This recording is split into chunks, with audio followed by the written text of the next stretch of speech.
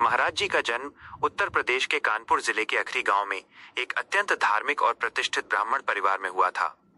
बचपन में उनका नाम अनिरुद्ध कुमार पांडे था। घर में भक्ति का वातावरण था, लेकिन बालक अनिरुद्ध का मन सामान्य सांसारिक सुखों से कहीं ऊपर किसी और ही खोज में लगा था। वे कहते हैं कि बचपन से ही उन्हें इस बात की गहरी जिज्ञासा थी कि मैं कौन हूं और इस जीवन का वास्तविक उद्देश्य क्या है।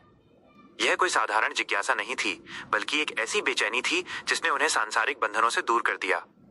उनकी मेधा शक्ति और धर्म ग्रंथों के प्रति रुचि असाधारण थी, जिससे उनके परिवार को भी उनके भविष्य के प्रति एक अलौकिक संकेत मिलने लगा था। जैसे जैसे वे बड़े हुए, उनका अंतर्मन इस संसार की नश्वरता को समझने लगा। सांसारिक शिक्षाओं और पारिवारिक दायित्वों के बीच उनका हृदय वृंदावन की गलियों और बांके बिहारी जी के दर्शन के लिए तड़पता था। एक समय ऐसा आया जब उन्होंने सब कुछ त्याग कर संन्यास का मार्ग अपनाने का निर्णय लिया। यह निर्णय लेना सरल नहीं था, लेकिन जब ईश्वर का बुलावा आता है तो सांसारिक मोह स्वतः ही गौण हो जाते हैं। वे अपना घर बार छोड़कर वृंदावन आ गए। वृंदावन, जो राधा कृष्ण की लीला भूमि है, महाराज जी के लिए उनकी कर्म भूमि और तपस्या स्थली बन गई। वृंदावन पहुंचने के बाद उनका जीवन एक कठिन तपस्या में परिवर्तित हो गया।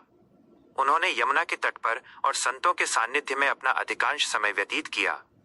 कहते हैं कि एक समय ऐसा भी था जब वे अत्यधिक भीषण शारीरिक चुनौतियों का सामना कर रहे थे, लेकिन उनकी आंखों में छिपी चमक और उनके चेहरे का शांत भाव ये दर्शाता था कि उनका शरीर भले ही कष्ट में हो, उनकी आत्मा दिव्य आनंद में लीन है। यहीं पर उन्होंने राधा वल्लभ संप्रदाय में दीक्षा ली और भक्ति के गूढ़ रहस्यों को आत्मसात किया। एकांतवास और निरंतर नाम जप ने उन्हें उस स्थिति तक पहुंचा दिया जहां से वे स्वयं प्रेम का स्रोत बन गए। इसीलिए आज उन्हें प्रेमानंद के नाम से जाना जाता है, वे जो केवल प्रेम ही जानते हैं और प्रेम ही बांटते हैं। जब उन्होंने देखा कि आधुनिक मनुष्य तनाव, डिप्रेशन और दिशाहीनता के दौर से गुजर रहा है, तो उन्होंने अपने एकांत को तोड़कर लोक कल्याण के मार्ग पर चलने का निर्णय लिया। उनके सत्संग का कोई आडंबर नहीं होता। वे किसी ऊंचे मंच पर नहीं बैठते, बल्कि जमीन पर बैठकर भक्तों के प्रश्नों का उत्तर देते हैं। उनके सत्संग की सबसे बड़ी विशेषता है सरलता। वे क्लिष्ट दार्शनिक सिद्धांतों को प्रेम की सरल भाषा में समझाते हैं। महाराज जी बार बार एक ही बात पर जोर देते हैं, नाम जप। कलयुग में ईश्वर की प्राप्ति का सबसे सुलभ साधन केवल नाम है। गो सेवा। वे गायों की सेवा को ईश्वर सेवा का पर्याय मानते हैं और स्वयं इसकी प्रेरणा देते हैं। निस्वार्थ भाव। अपने कर्मों को ईश्वर को समर्पित कर देना।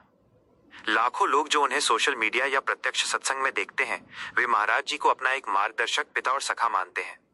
उनके पास आने वाला हर व्यक्ति अपनी पीड़ा लेकर आता है, लेकिन उनके सानिध्य में आकर वो अपनी समस्याओं को भूलकर केवल प्रेम की अनुभूति करता है। उनकी जीवन शैली का एक और अद्भुत पहलू है उनकी अनुशासन प्रियता। इतनी व्यस्तता के बावजूद वे अपनी दिनचर्या और साधना में कभी कोई ढील नहीं देते। उनके लिए समय का हर पल ईश्वर की सेवा का अवसर है। पिछले कुछ वर्षों में महाराज जी के स्वास्थ्य को लेकर कई बार चर्चाएं हुई। किडनी की समस्या के बावजूद उन्होंने कभी अपनी सेवा को बाधित नहीं होने दिया।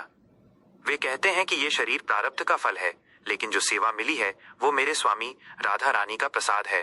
उनका ये भाव भक्तों के लिए एक बड़ा सबक है कि परिस्थिति कैसी भी हो, ईश्वर के प्रति आस्था कभी डगमगानी नहीं चाहिए। श्री प्रेमानंद महाराज का जीवन हमें ये सिखाता है कि भक्ति का अर्थ केवल मंदिरों में माथा टेकना नहीं है, बल्कि अपने भीतर के स्व को पहचानकर संसार में रहते हुए भी उससे अनासक्त रहना है। वे आज के समय में एक ऐसे दीपक की तरह हैं जो स्वयं जलकर दूसरों को मार्ग दिखा रहा है। उनका संदेश स्पष्ट है, प्रेम करो, नाम जपो और निस्वार्थ बनो।